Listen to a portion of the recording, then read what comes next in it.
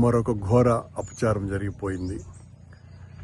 ఈ ప్రభుత్వం వచ్చిన తర్వాత వెంకటేశ్వర స్వామి ఆలయ ప్రతిష్టను ఇనుమడింపజేస్తాము, తిరుమల క్షేత్ర పవిత్రతను కాపాడుతాము, దేవాలయాల పరిరక్షణకే నడుం బిగిస్తాము అని ప్రగల్భాలు పలికినటువంటి చంద్రబాబు గారి ప్రభుత్వంలో ఈ 1.5 సంవత్సరాల కాలంగా తిరుమల ఆలయ ప్రతిష్ట పూర్తిగా మంటగలిపే విధంగా వాళ్ల చర్యలన్నీ కూడా స్పష్టంగా కనిపిస్తున్నాయి.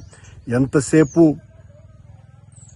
మేమేదో గొప్పలు చేశాము అని చెప్పుకొని భజంత్రీలు చేయించుకుంటూ ఉండటమే తప్ప ఆలయ ప్రతిష్టకు గాని, ఆధ్యాత్మిక పరిరక్షణకు గాని, ధర్మాన్ని కాపాడాలన్న ఉద్దేశం గాని ఏమాత్రం కూడా లేకుండా వివిఐపీల సేవలో తరిస్తున్నటువంటి బిఆర్ నాయుడు గారి నేతృత్వంలో తిరుమల ఆలయం మరింతగా పాలన గాడి తప్పింది. సాక్షాత్తు వెంకటేశ్వర స్వామి అగ్రజునిగా పూజలు అందుకుంటున్నటువంటి టీటీడీ ప్రధాన ఆలయాలలో ఒకటైనటువంటి గోవిందరాజస్వామి ఆలయ రాజగోపురం మీద ఒక తాగుబోతు కలశాల మీదకి వెళ్ళి అక్కడున్నటువంటి చిన్న విగ్రహాలను కాళ్లతో తొక్కుతూ అక్కడి నుంచి నాకు మందు కావాలి అని డిమాండ్ చేస్తున్నాడు అని అంటే భద్రతా వ్యవస్థ ఎంత దారుణంగా పడిపోయిందో తిరుమల ఆలయంలో టీటీడీ నిర్వహణలో దీన్ని బట్టి చూస్తే చాలా స్పష్టంగా అర్థమైపోతుంది. ఘోరాతి ఘోరమైనటువంటి అపచారం ఇది. మట్ల మహారాజుల కాలంలో నిర్మించినటువంటి రాజగోపురం, తిరుపతి పుణ్యక్షేత్రానికే అది ఒక ఐకానిక్ గోపురంగా ఉన్నటువంటి ఆ గోవిందరాజస్వామి రాజగోపురం మీద ఒక తాగుబోతు ఈ రకంగా పైకెక్కి, అందులోనూ ఆ తాగుబోతు పవనానంద స్వాముల వారి వీరాభిమానాన్ని కూడా తెలుస్తోంది. ఎక్కడికి పోతున్నాం? ఇంత దారుణాలు వరుసబెట్టి కొండ మీద మద్యం దొరుకుతోంది, కొండ మీద మాంసం దొరుకుతోంది, మాంసభక్షణ జరుగుతోంది, ఆలయాలలో తొక్కిసలాటలు జరుగుతున్నాయి. విపరీతంగా భక్తులందరినీ కూడా భయపెట్టేసి వైకుంఠ ఏకాదశికి వస్తే మిమ్మల్ని మేము చూసుకోలేము అన్నంతగా చెప్పటం మూలంగా మొదటి రోజున రద్దీ ఎంత తగ్గిపోయిందో దాన్ని చాలా గొప్పగా మేము ఆలయ నిర్వహణ అత్యద్భుతంగా నిర్వహించినాము అని చెప్పుకుంటున్నటువంటి ప్రభుత్వం ఎందుకు ఆలయానికి భక్తులు తక్కువగా వచ్చినారు ఆ రోజున అన్నటువంటి దాని మీద సమీక్ష చేసేటువంటి పరిస్థితి లేదు. కేవలం బిఆర్ నాయుడు గారికి టీవీకి అడ్వర్టైజ్మెంట్లు ఇచ్చేటువంటి ఆ అడ్వర్టైజ్మెంట్ల వ్యాపారస్తులకి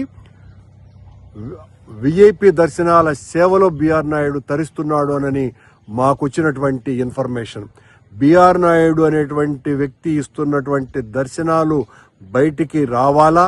బిఆర్ నాయుడుతో పాటు బిఆర్ నాయుడుకు భజన చేసేటువంటి బోర్డు సభ్యులు, మిగతా బోర్డు సభ్యులు ఎవరెవరు ఎన్ని రకాలుగా ఎంతమందికి దర్శనాలు చేయిస్తున్నారు అన్నటువంటిది ఎవ్రీడే టీటీడీ ప్రకటించేటువంటి సాహసం చెయ్యాలా? ఆ రోజునే అసలు వీళ్ళు సరిగ్గా ప్రవర్తిస్తున్నారా లేదా అన్నటువంటి విషయం మరోవైపున తెలుస్తుంది. భక్తుల గోడును పట్టించుకోవటం పూర్తిగా మానివేశారు.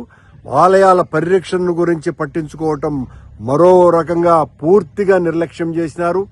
ప్రైవేటు ఆలయాలను వెంకటేశ్వర స్వామి ఆలయాలుగా, అనుబంధ ఆలయాలుగా తీసుకునేటువంటి యనమల రామకృష్ణుడు ఊరికి సంబంధించినటువంటి ఆలయాన్ని ఇప్పటి వరకు ఏ రోజున లేదు. ఈ రకంగా ప్రైవేటు వ్యక్తులు కట్టినటువంటి ఆలయాలను టీటీడీ తీసుకోవటం అన్నది ఏ రోజు కూడా జరగల. మొట్టమొదటిసారిగా ఈ కూటమి ప్రభుత్వంలో చంద్రబాబు గారి నేతృత్వంలోని పాలనలో తునిలో నియోజకవర్గంలో ఉన్నటువంటి ఒక గుడిని ఈ రకంగా టీటీడీ తీసుకోవటం అన్నది మరింత దారుణమైనటువంటి విషయం.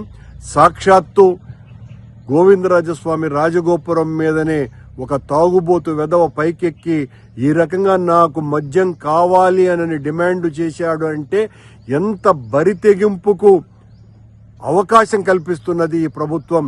ఈ ప్రభుత్వం ఎంతసేపు జగన్మోహన్ రెడ్డి గారి మీద మా మీద దాడి చేస్తూ మేమేదో అన్యాయం చేశామనే మాటలు చెప్పటమే తప్ప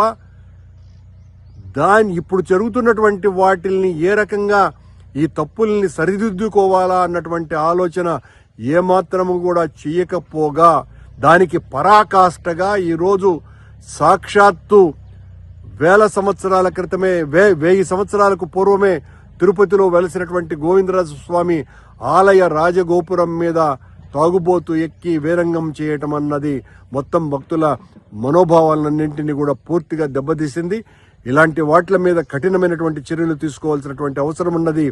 ఈ కూటమి ఈ ప్రభుత్వం ఏమాత్రము కూడా ఆధ్యాత్మిక పరిరక్షణకు పూనుకోవటం లేదు.